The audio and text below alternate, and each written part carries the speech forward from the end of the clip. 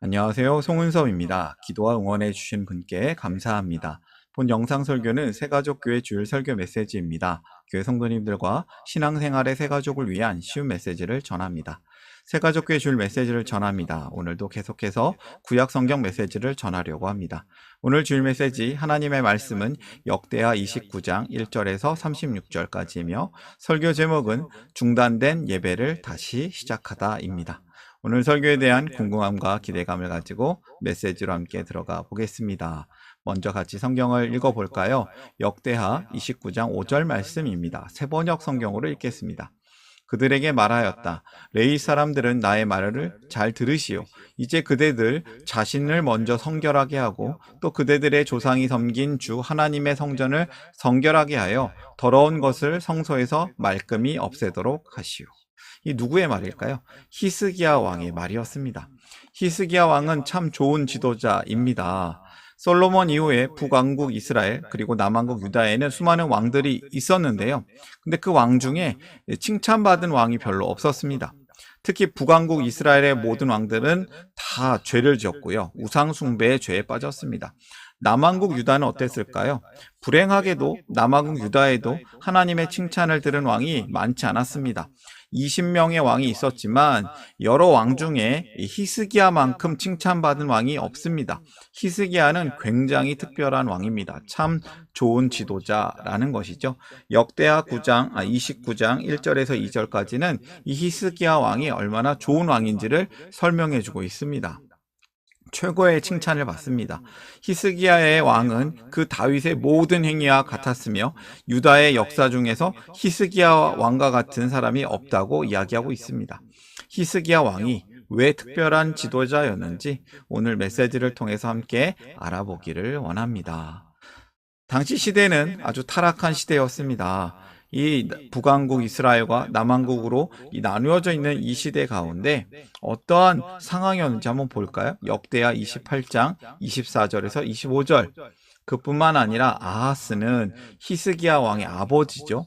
하나님의 성전 안에 있는 기구를 거두어다가 부수고 또 주님의 성전으로 드나드는 문들을 달아 걸고 예루살렘 이곳저곳에 제단을 쌓고 유다의 각 성읍에 산당을 세우고 다른 신들에게 분향하여 조상 때부터 섬겨온 주 하나님을 진노케 하였다. 히스기야 왕의 아버지 아하스는 예배를 드리는 성전문에 나무 못을 박아서 예배를 드리지 못하게 막았습니다. 자신만 예배를 드리지 않은 것이 아니라 다른 사람들도 예배 드리지 못하게 막았습니다. 한 나라의 왕이 예배를 금지한 것은 물론이고 백성들도 예배를 드릴 수 없게 만든 것이죠. 히스기야 왕이 살던 시대에는 하나님을 떠나 타락한 시대였습니다. 당시 상황이 성전 출입을 할 수 없게 막아버린 상황, 우상을 위한 산당이 많았고 모세의 노뱀, 리후스단을 우상처럼 섬겼다고 합니다. 북왕국 이스라엘과 마찬가지로 하나님 보시기에 악한 나라였고 남왕국 유다 백성들은 하나님이 아니라 우상을 섬기고 있었던 악한 시대, 타락한 시대였다는 것이죠. 이 시대 가운데 히스기야가 25살에 25세에 왕이 되고 말았습니다. 어떠한 이야기로 흘러갈까요? 오늘 설교를 위한 세 가지 질문입니다. 쉬운 질문이며 답도 쉽습니다. 메시지를 듣는 분들에게 도움이 되어지는 질문이 되었으면 합니다. 질문 하나씩 살펴볼까요? 첫 번째 질문, 히스기야가 왕이 되었을 때 무엇을 했나? 역대하 말씀 29장 3절에서 5절까지 읽어보겠습니다. 그는 왕이 되던 그 첫째 달에 닫혔던 주님의 성전 문들을 다시 열고 수리하였다. 그는 또 제사장들과 레위 사람들을 성전 동쪽들에 모으고 그들에게 말하였다. 레위 사람들은 나의 말을 잘 들으시오. 이제 그대들 자신을 먼저 성결하게 하고 또 그대들의 조상이 섬긴 주 하나님의 성전을 성결하게 하여 더러운 것을 성소에서 말끔히 없애도록 하시오. 히스기야는 닫혔던 성전 문들을 다시 열고 수리합니다. 레위 사람들에게 자신과 성전을 깨끗하게 하라고 명령합니다. 왕이 되자마자 성전을 깨끗하게 하는 것이죠. 왕이 되자마자 이것부터 하고 싶었던 것 같습니다. 당시 유다는 나라의 국력이 약해지고 있었습니다. 아시리아는 북이스라엘을 공격하고 있었고 남유다까지 그 영향력이 있었습니다. 국가 위기가 있는 가운데 25세의 젊은 왕이 새롭게 세워진 것입니다. 왕이 되고 가장 먼저 한 일이 성전 청소였습니다. 왜 그랬을까요? 히스기야 왕은 하나님을 예배하는 성전의 문이 오랫동안 닫혀 있던 것이 정말 잘못된 일이라고 평소에 계속 생각했기 때문입니다. 중단된 예배, 중단된 성전. 역대하 29장 6절에서 7절 말씀도 읽어볼까요? 우리의 조상이 죄를 지어 주 우리의 하나님 앞에서 악한 일을 하였소. 그들은 하나님을 버리고 얼굴을 돌이켜서 주님께서 거하시는 성소를 등지고 말았소. 그뿐만 아니라 성전으로 드나드는 현관문 앞 문들을 갈아 걸고 등불도 끄고 분향도 하지 않고 성소에서 이스라엘의 하나님께 번제를 드리지도 않았어. 히스기야 왕은 나라가 망가지는 이유를 제대로 알았습니다. 히스기야는 유다 백성이 하나님을 섬기지 않았기 때문에 다른 나라의 침략을 받았다고 설명합니다. 국력이 약해서 망했고 정치를 잘못해서 망하는 것이 아니라 하나님을 떠났기 때문에 나라가 망하고 있다고 제대로 판단했습니다.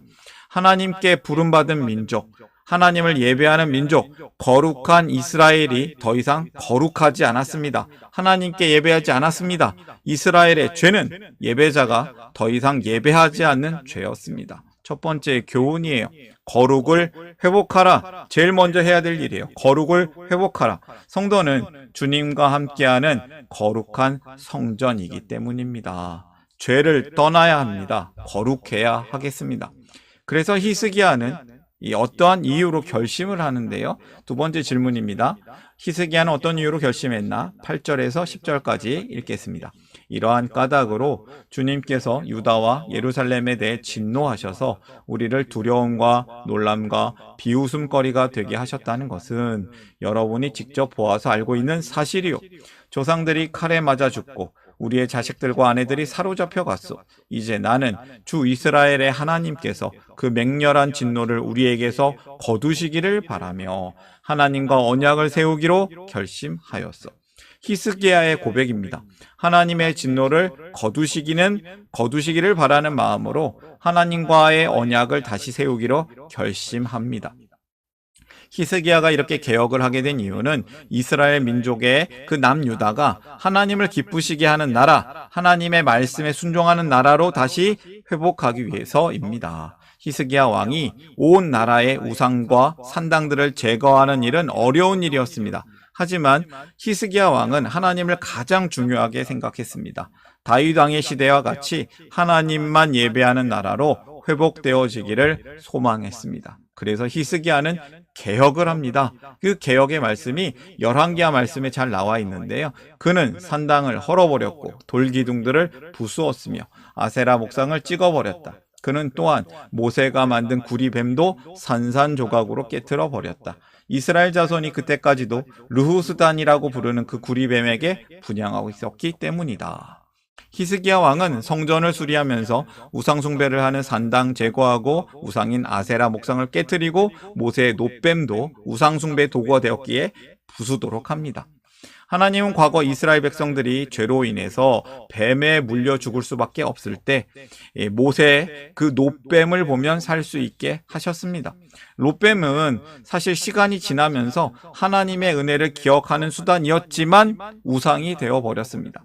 하나님의 은혜의 수단이 하나님을 대신하는 잘못된 우상이 되어버린 것이죠. 그래서 그것조차도 부셔버립니다. 히스기야 왕이 이렇게 외치는 것 같습니다. 이제 우리가 하나님께 다시 예배 드릴 것이다. 어서 성전을 깨끗하게 하라. 우상 섬기는 산당 제거하고 우상을 다 부셔버려라. 히스기야는 우상 숭배에 빠져있는 나라를 하나님을 예배하는 나라로 개혁을 일으킵니다. 한 사람의 지도자를 통해서 온 나라가 회복되는 것이죠. 두 번째 교훈입니다. 우상 숭배의 죄를 끊으라. 성도는 하나님과 우상을 함께 섬길 수 없습니다.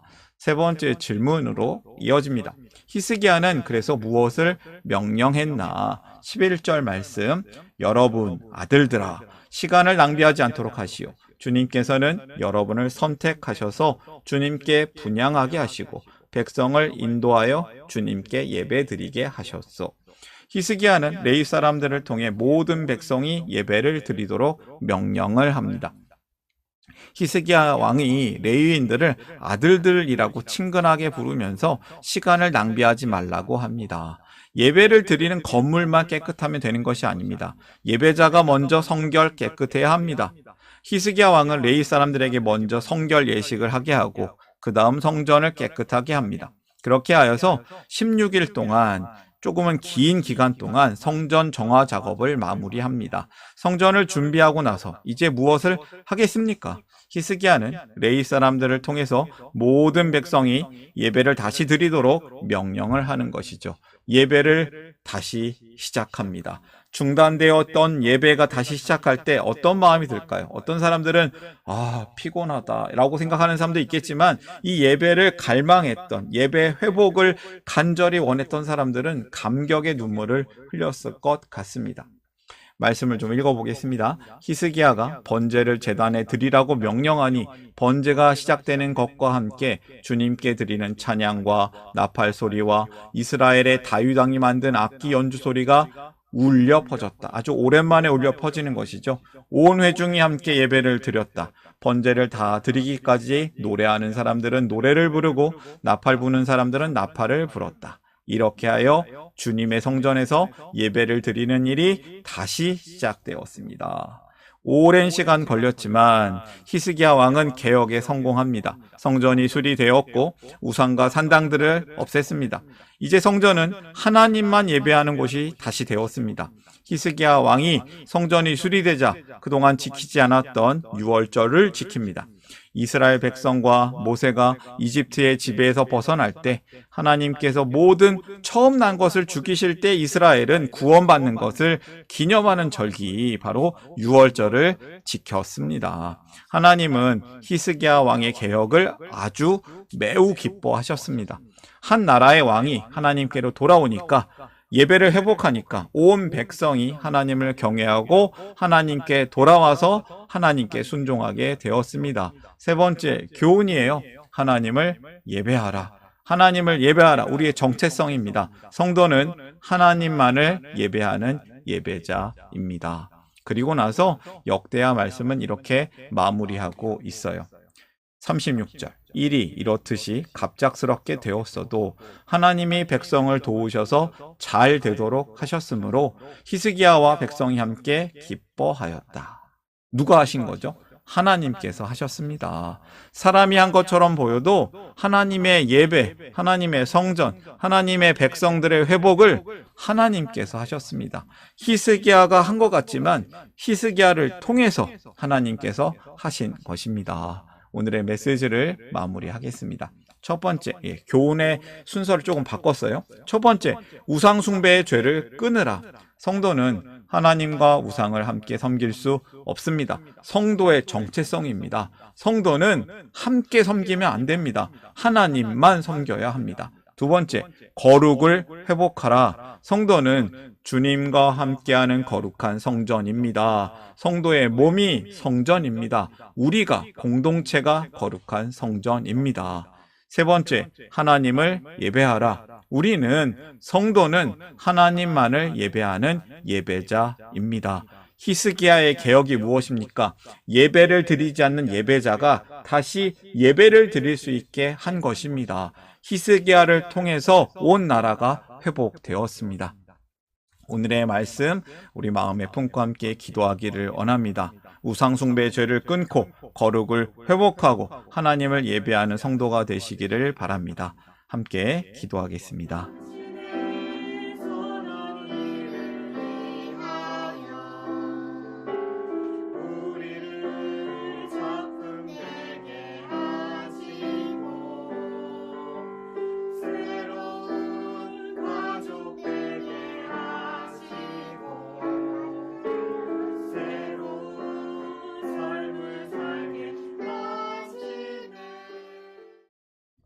사랑의 하나님 아버지, 우리를 거룩한 하나님 나라의 성도로 불러주시니 감사합니다. 우리가 우상숭배의 죄에서 떠나기를 기도합니다. 성도는 하나님과 우상을 함께 섬길 수 없습니다. 또한 우리가 거룩하게 살기를 기도합니다. 성도는 주님과 함께하는 거룩한 성전임을 고백합니다. 그리고 우리가 온전히 하나님만 예배하며 살기를 소망합니다. 우리를 계속해서 다시 예배자로 살게 하시는 하나님께 감사드리며 예배를 받으시는 예배 받으시기 합당하신 예수님의 이름으로 기도합니다.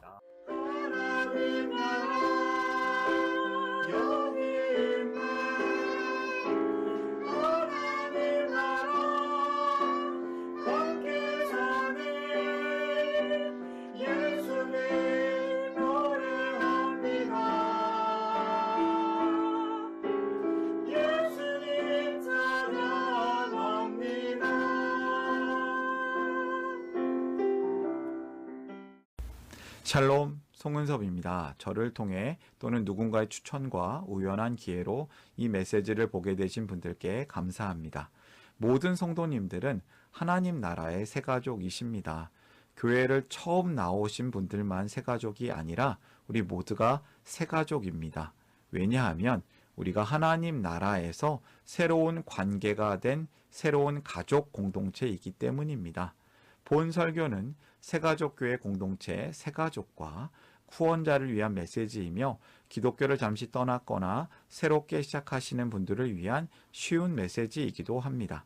혹시 새가족교회의 가족, 새가족 또는 후원자가 되기를 원하시는 분들은 이메일로 카카오톡 아이디로 연락을 주시면 감사하겠습니다. 오늘의 메시지 하나님의 은혜가 넘치시기를 바랍니다. 사랑합니다. 축복합니다.